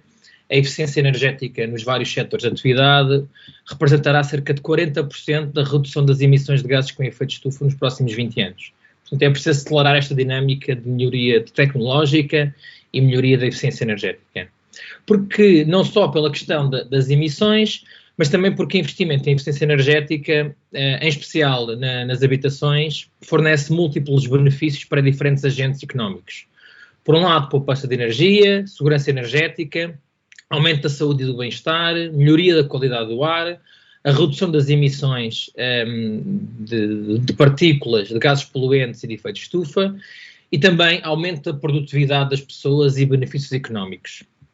Estas questões da eficiência energética, em especial olhando para os edifícios, enquadram-se em diversas estratégias europeias e nacionais. Mas importa dizer que os edifícios representam cerca de 40% do consumo de energia e cerca de 36% das emissões de gases com efeito de estufa na União Europeia. 35% dos edifícios europeus têm mais de 50 anos. E, portanto, a União Europeia e depois os Estados-membros, Portugal e Espanha incluído, com este tipo de estratégias, foram desenvolvendo, desde 2018 a 2019, vários planos de longo prazo para a melhoria, não só para a descarbonização, mas também para a melhoria da eficiência energética. E aqui aparecem os roteiros para a neutralidade carbónica, ou seja, para 2050, aparecem os planos nacionais de energia e clima para 2030, e depois aparecem as estratégias nacionais de longo prazo para a renovação dos edifícios e as estratégias nacionais de mitigação à pobreza energética. E é nesta ideia de pobreza energética que eu vos vou falar aqui um bocadinho, para mostrar também, divergindo um pouco das apresentações anteriores, mais tecnológicas, mais de tecnologias inovadoras que podemos implementar no médio e no longo prazo. Vamos falar de um problema muito atual, com ligação à equidade e à transição justa, que importa acomodar também nesta transformação e ver como é que as tecnologias podem ajudar neste contexto. E, portanto, trago-vos aqui este contexto, este conceito de pobreza energética, que não existe uma definição comum para toda a Europa. Portugal tem uma, Espanha tem outra definição, mas em termos gerais, é a incapacidade que as famílias têm de satisfazer serviços energéticos básicos a custos aceitáveis, e com particular foco na incapacidade de aquecer e arrefecer as habitações. Isto é devido aos custos elevados com energia, baixa eficiência energética das habitações, edifícios e equipamentos e dos baixos salários. E, portanto, esta falta de eficiência energética transversal aos edifícios europeus é um dos problemas e um dos fatores determinantes para esta questão da pobreza energética. Daí ser importante acomodar e resolvê-la para uma transição e uma sociedade mais justa e equitativa. Porquê? Porque 50 a 125 milhões de europeus se encontram atualmente nesta situação. Porque não conseguem aquecer ou arrefecer as suas habitações, porque têm atraso no pagamento de contas, têm gastos muito elevados com a energia, ou vivem em edifícios e habitações com problemas de umidade e bolor. Tudo isto foi agravado agora pelo Covid-19 e pela presença das pessoas mais tempo dentro das suas casas. Mostrar também, aqui é um índice que analisa a União Europeia, mostra que Portugal, especialmente Portugal, mas também Espanha, são dos países mais vulneráveis e mais afetados a esta questão da pobreza energética, muito ligados, como podem ver também à direita, à qualidade dos edifícios, a um desconforto no verão e no inverno e fatores de excesso no pagamento de energia, e custos altos com energia. E, portanto, dando aqui o exemplo de Portugal, mas a analogia é muito semelhante para a Espanha, este é um problema realmente multidimensional. Portugal é o segundo maior país da União Europeia onde as pessoas dizem que estão desconfortáveis no verão. É o quarto país que as pessoas dizem que estão desconfortáveis no inverno, muito acima da média europeia nos dois. É o segundo país atrás do Chipre, com presença de infiltrações, umidade e de composição na habitação. Portanto, aqui realmente um problema muito grande associado à eficiência energética, a falta dela nos edifícios de habitação. E, por outro lado, temos questões também económicas e de preço de energia, ou seja, Portugal é um dos países europeus com maior desigualdade de rendimentos, acima da média europeia. Os preços de eletricidade e gás, mais recentemente, aproximaram-se dos valores europeus. No entanto, quando olhamos para o poder de compra, continuam bastante acima, o que aumenta a vulnerabilidade das populações e esta necessidade de encontrar soluções inclusivas para a população mais vulnerável. Em Portugal, 70% dos edifícios têm baixa eficiência energética, com estudos nossos anteriores identificaram realmente grande desconforto térmico e subconsumo de energia nos edifícios. Com esta ideia, fica aqui estes números que mostram o impacto estruturante na população. Portanto, podemos ter em Portugal cerca de 3,7 milhões de pessoas a viverem desconfortáveis no verão, com quase 2 milhões de pessoas desconfortáveis no inverno. Isto é um problema que urge resolver através da melhoria do edificado, soluções de isolamento, novas opções tecnológicas, para não só acomodar a transformação com tecnologias altamente inovadoras e disruptivas, mas também que se possa chegar a esta população mais vulnerável e que realmente representa fatias muito importantes da população em Portugal e também em Espanha. Mostrar aqui que isto é um problema real. Eu fui buscar algumas notícias que têm vindo ao longo dos anos a sair sobre este tema da eficiência energética e da falta de capacidade de aquecer e arrefecer as habitações e da morte associada. Portugal é um dos países europeus e os portugueses e espanhóis conhecem, sabem o clima que ambos temos, não é? Mas Portugal é um dos países europeus que se morre mais no inverno. Temos um inverno bastante mais moderado, não é? Muito menos frio do que os países do centro e norte da Europa. No entanto, é um dos países onde se mais morre no inverno. Dar aqui alguns exemplos à direita também. Um idoso que dizia: tenho o lume sempre aceso, a lareira sempre acesa, só abro as janelas quando já não consigo respirar. E, portanto, pensando numa transição justa, é preciso acomodar quais são as tecnologias mais adequadas, quais é que são as soluções para resolver este problema que afeta tantos e tantos europeus e portugueses e espanhóis. E com esta ideia também é preciso saber onde é que eles estão, como é que os podemos ajudar. E nós desenvolvemos, desde 2016, temos vindo a trabalhar num índice regional de alta resolução espacial. Portanto, para Portugal, temos as 3.092 freguesias portuguesas analisadas para perceber quais as características, onde é que estão as populações mais vulneráveis, quais é que são os locais prioritários para a ação, para intervir em eficiência energética e renovação dos edifícios. Como notas aqui finais, para olhar o futuro, realmente a combinação dos edifícios ineficientes, os baixos rendimentos, os preços de energia elevados, promovem esta incapacidade de manter conforto térmico nas habitações, amplificando a vulnerabilidade à pobreza energética. Tudo isto vai ser ainda mais exacerbado com as alterações climáticas. Portanto, Portugal e Espanha são dos países europeus mais impactados, já agora e no futuro, com ligações diretas à falta de conforto térmico nas habitações. E, portanto, as principais soluções, eu diria que há duas, as soluções estruturais, claro, devem-se focar na melhoria da eficiência energética nos edifícios e a integração de energias renováveis nas habitações. Portanto, aqui estamos a falar mais de solar fotovoltaico. No entanto, o desafio, e lançar aqui um bocadinho à discussão, é como é que se chega a estes consumidores mais vulneráveis. Porque a ideia de melhorar a eficiência energética, a redução das necessidades de energia e dos custos com a energia, é preciso ter esta ideia que não é só uma questão de financiamento, é uma questão de regulamentação e para evitar os riscos do que agora em inglês se usa a palavra renoviction, que é eu estou a renovar as habitações, entidades, o Estado, vários agentes económicos, privados ou públicos, renovam os edifícios, estes ficam mais atrativos, mais caros, e há o risco das pessoas serem despejadas das suas casas, idosos ou pessoas mais vulneráveis, porque agora a casa nova, renovada, pode ser mais interessante para o mercado. Com mensagens finais, queria dizer que realmente a melhoria das tecnologias e da estrutura dos edifícios, ou seja, paredes, janelas e telhados, são a prioridade. Portanto, estamos a falar de tecnologias passivas, digamos assim, podem até nem se chamar tecnologias, mas soluções passivas. Depois a eletrificação dos usos, não só para uma descarbonização, mas também para uma melhoria da qualidade do ar interior e substituição de equipamentos ineficientes. São realmente as ferramentas mais sustentáveis que temos para melhorar o conforto térmico, reduzir problemas de saúde e melhorar a qualidade do ar. Muito importante aqui para os decisores políticos é este entendimento dos co-benefícios de uma aposta em eficiência energética que devem ser acomodados quando se avalia o impacto macroeconómico das medidas de renovação. Por exemplo, através da redução dos custos nos serviços de saúde, ou seja, aqui um trade-off entre setores. E, portanto, a última mensagem é que os desafios da transição energética devem ser vistos como oportunidades, na verdade.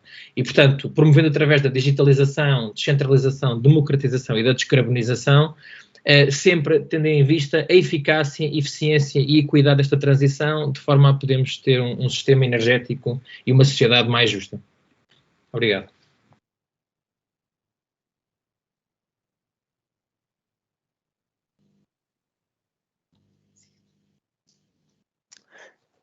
Bien, pues muchísimas gracias, profesor Gouveia, por la intervención.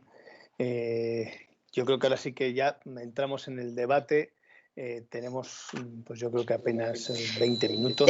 Temos 20 minutos agora para as perguntas e respostas. Foram muitos temas que tratamos ao longo desta manhã. Vamos começar com uma pergunta para Mariano Março. Essas possíveis tecnologias que você comentou sobre a captura de CO2, na sua opinião, quais são as que teriam mais impacto para poder aplicar mais rapidamente e desfrutar o mais cedo possível? Bem, a minha opinião, se falamos de um custo mais baixo de aplicação em forma imediata, está claro que são as soluções baseadas na natureza, que essencialmente seriam, no nosso caso,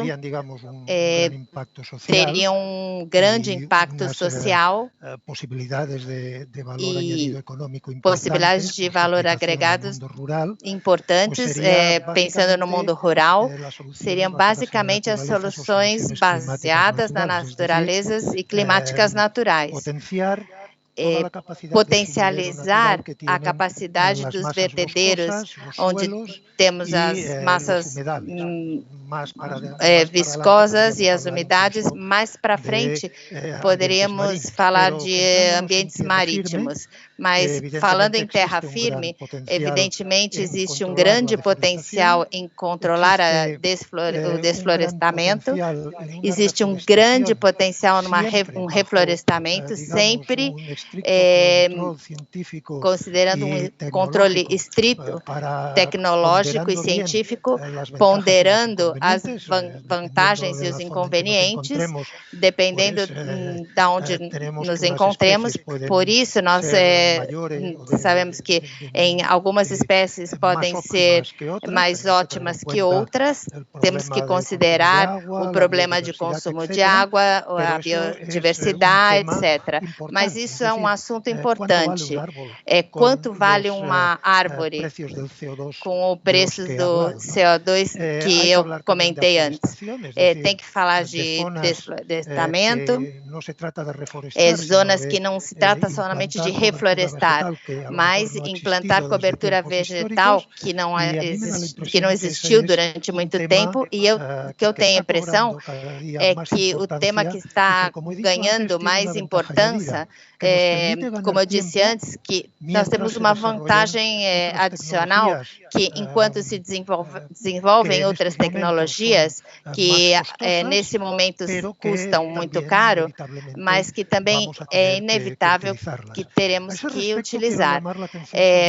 Quero chamar a atenção num assunto importante sobre isso, que quando se fala dessa tecnologia e empresas que a utilizam, se podem usar por parte de grupos ambientalistas a replicação como greenwashing, que no fundo não solucionam nada, e isso é um erro manifestado. De alguma forma, temos que ter presente que as tecnologias de recolhimento e uso num projeto de economia circular e armazenamento de CO2 são parte ineludível de solução ao problema climático, porque vamos ver o que aconteceu com a pandemia.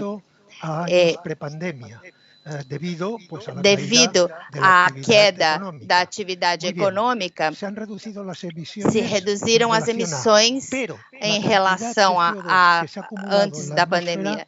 mas o CO2 que se acumulou na atmosfera continuou aumentando, ou seja, engordamos menos, mas não deixamos de engordar. Isso pode estabelecer um paralelo a essa reflorestação, porque isso pode gerar a capacidade de absorção do CO2 pelos vertedeiros. Temos que olhar o equilíbrio do carbono total que cresce ano por ano. Portanto, temos que retirar, de qualquer forma, para ser zero de emissões líquidas, temos que considerar outro fato. Ser emissão zero não é tudo que temos que fazer.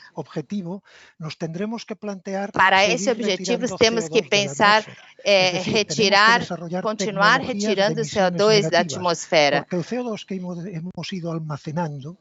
Porque o CO2 que fomos armazenando até chegar ao zero, ele permanecerá na atmosfera durante dezenas ou centenas de anos. Vamos, por enquanto, às soluções baseadas na natureza. Muito obrigado, professor. Você abriu uma situação que é um desafio até 2050, para que tenhamos considerado. Sim, vamos ter claro que isso é um primeiro passo. Se isso é complicado, imagina o que vem depois. Sim, os desafios se ampliam. E talvez podia aproveitar para perguntar ao professor Mendes, vendo a evolução que está tendo o hidrogênio e os projetos constantes disso, depois de ter ouvido seu discurso sobre isso, por onde o senhor acha que deveríamos começar? Qual é o hidrogênio mais... o que você sugere? Onde estariam as bases? O hidrogênio que vai conquistar a economia é o hidrogênio mais barato que o fóssil. Como neste momento não é possível produzir hidrogênio renovável mais barato que o fóssil, eu acho que é uma oportunidade muito grande para a Península Ibérica usar o CO2 renovável, que é mais barato do que o CO2 fóssil, para fazer reagir esse CO2 com o hidrogênio e ter um produto de reação, esse sim, competitivo com o equivalente fóssil. Nomeadamente o metanol é muito interessante, mas não só, também o jet fuel, ou seja, o combustível dos aviões, e outros combustíveis e outras matérias-primas produzidas a partir de hidrogênio renovável, um pouco mais caro que o fóssil, mas um CO2 mais barato que o fóssil. Há uma oportunidade muito grande.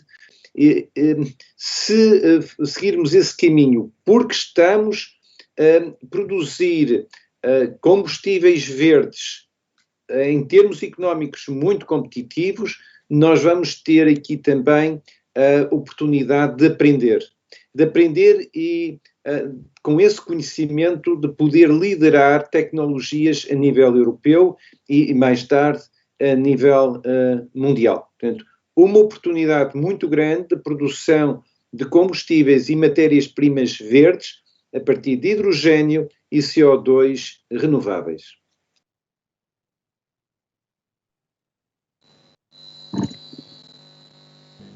Muchas gracias, profesor. Muito obrigada, professor.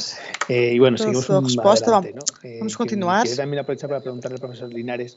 Também queria perguntar ao professor Linares, comentou esse paradigma da vida em comunidade, essa notícia recente, e também da associação do calor e frio.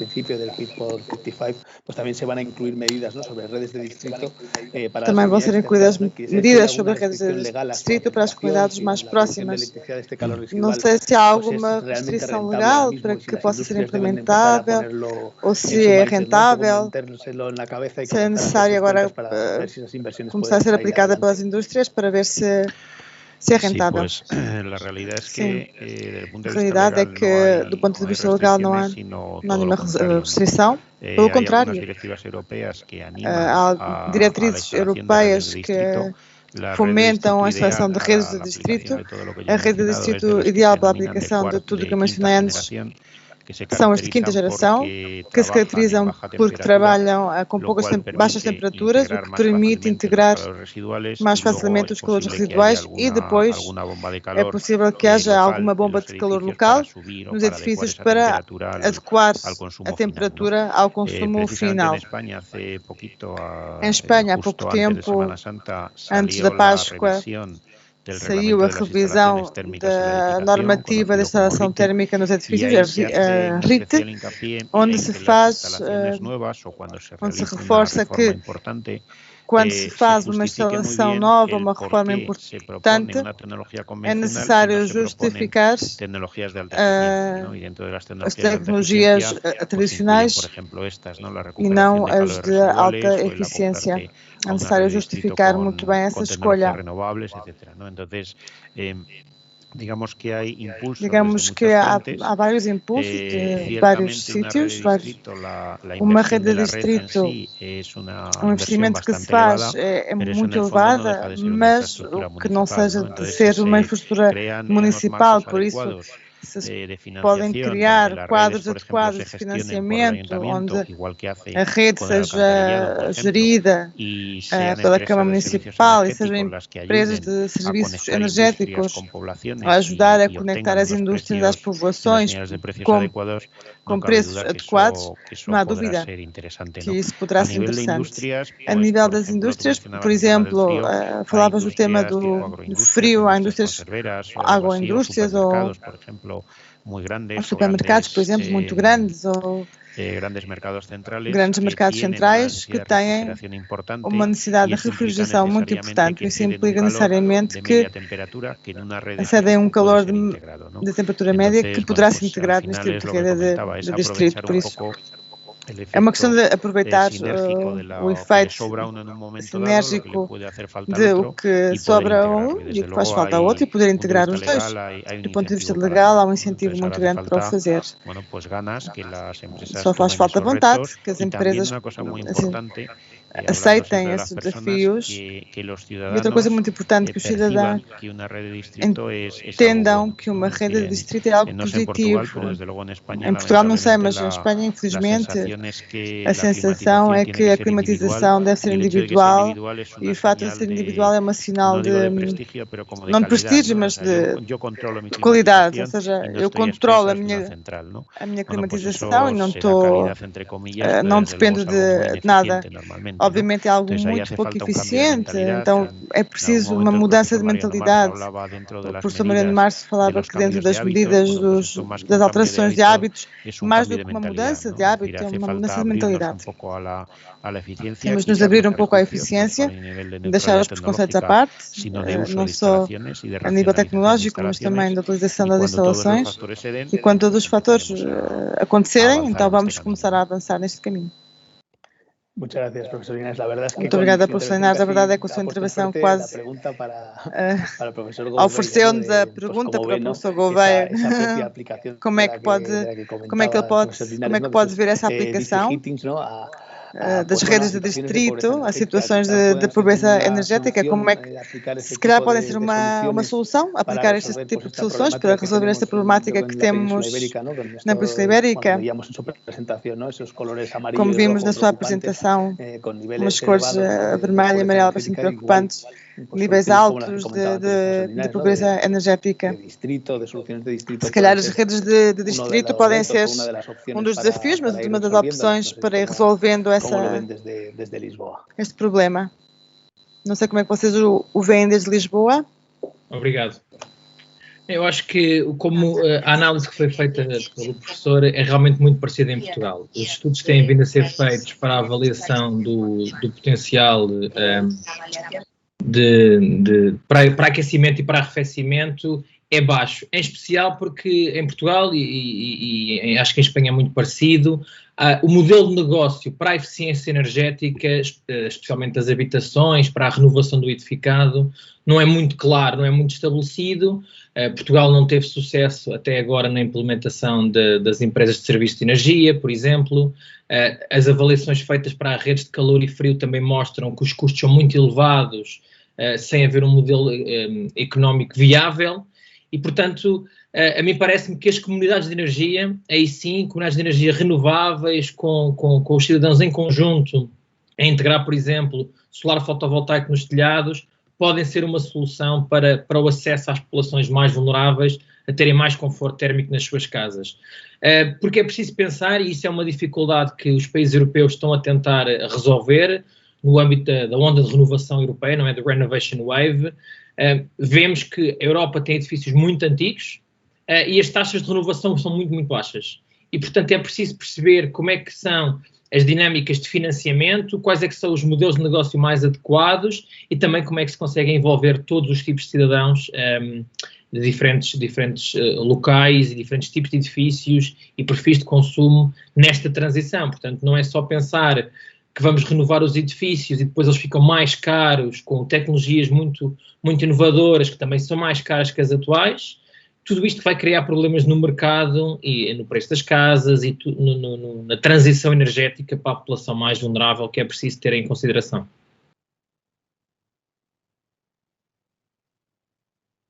Bueno, pues el tiempo se nos acaba. Estamos a chegar ao fim, já não temos muito tempo. Resta-me agradecer ao professor Março Mendes, Linares, professor Gouveia, pela vossa presença aqui, pelas vossas aportações sobre as tecnologias do futuro, para conseguirmos chegar a uma descarbonização inclusiva e competitiva, algo muito presente nas intervenções de hoje.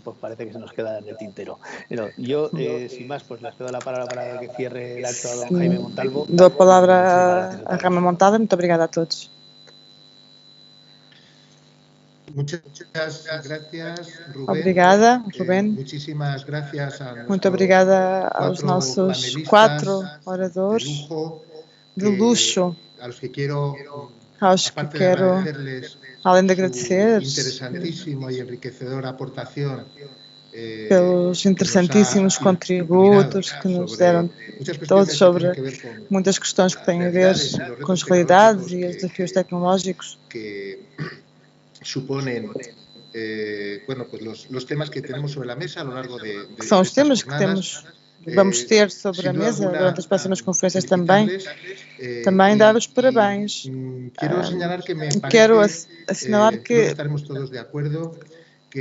parece-me que este painel colocou em contexto o conjunto dos debates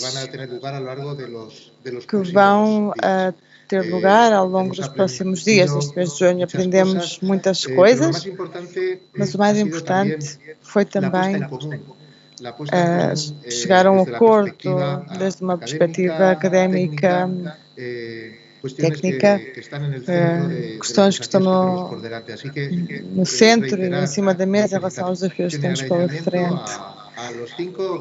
Queria reafirmar o meu agradecimento aos 5. Obrigada, Rubén, pela tua fantástica moderação do debate.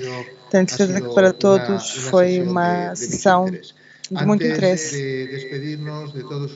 Antes de me despedir de todos vocês, queria recordar que a segunda sessão deste ciclo de seminários ibéricos vai ter lugar no dia 17 de junho, às 12h30 da manhã, hora de Espanha, 11h30 em Portugal.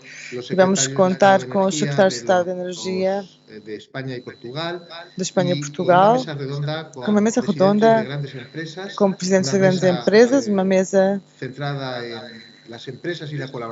focalizada nas empresas e na colaboração pública e privada. Acho que vai ser também conferências onde vamos poder aprofundizar desde uma perspectiva empresarial estes desafios. Convido-os a estarem presentes nessas conferências no próximo dia 15 e 17 de junho E despeço-me, fico por aqui. Muito obrigada a todos que nos acompanharam nos painéis e obrigada a todos os que nos acompanharam desde casa também, online, e obviamente aos nossos companheiros, juntamente com a Câmara de Comércio de Espanha, a Câmara de Comércio Espanhola Portuguesa e a Fundação Repsol, fizeram possível estas conferências e que estivéssemos todos aqui. Muito obrigada novamente e vemos em breve.